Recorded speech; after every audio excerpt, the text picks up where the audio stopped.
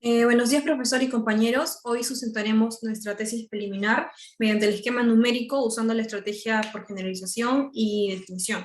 Somos el grupo 6 conformado por Flores Benavente Daniel, Hermias Alvarado Ángelo, Sofía Tejeda Loli y la quien habla Sucabuma León Geraldine.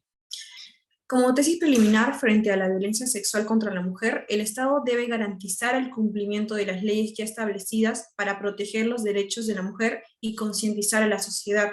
De acuerdo al primer argumento, se usó la estrategia por generalización, del cual como grupo nos mostramos totalmente en contra de todo tipo de violencia contra la mujer, ya que no debe ser naturalizada en ninguna de sus formas, sino deben ser castigadas con penas rigurosas, del cual nos hemos basado en 3 casos de la vida real. Como primer caso, realizamos un análisis acerca del delito de violación sexual en la ciudad de Pucón en el año 2019, donde se realizó una denuncia acerca del delito de agresión sexual contra una mujer, siendo este uno de los muchos que no tuvieron una pena justa en Chile. Como primera idea terciaria, se investigó acerca del incremento de la tasa de embarazo por violencia sexual.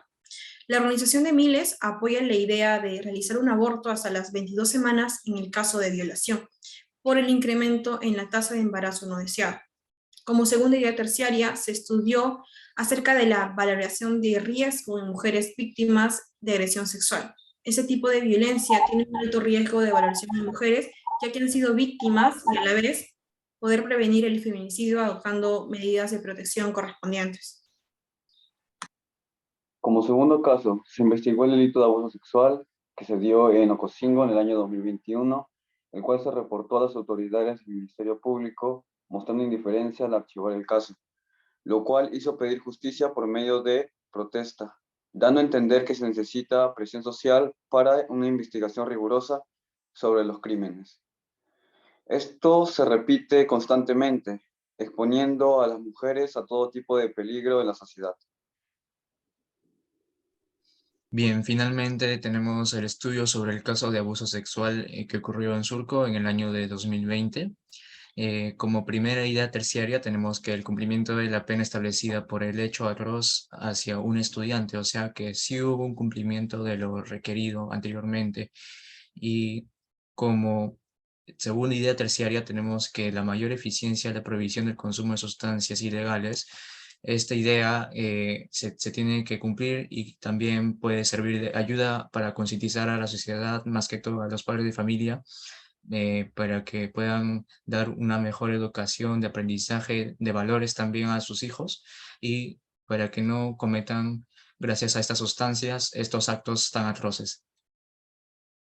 Como segundo argumento, está la violencia sexual, es una grave violación de los derechos humanos que tiene lugar tanto en el contexto social como en el contexto del Estado.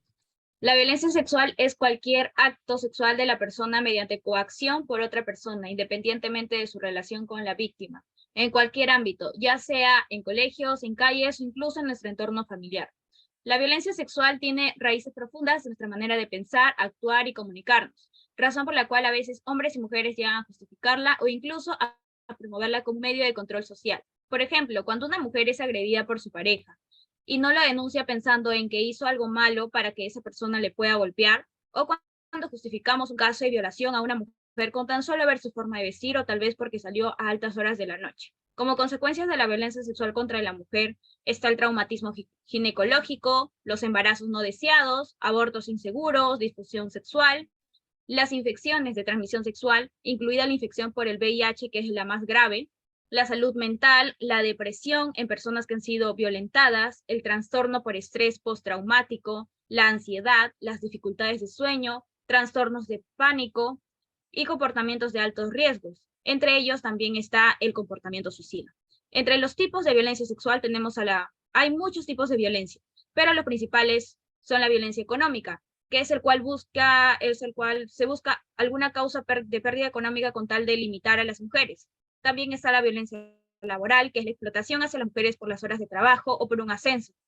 También está la violencia psicológica, en el cual se dan adjetivos a las mujeres, el cual esas mujeres se sienten afectadas por tales adjetivos. También está la violencia simbólica, que es aquella que recoge estereotipos, mensajes, valores o signos que transmiten.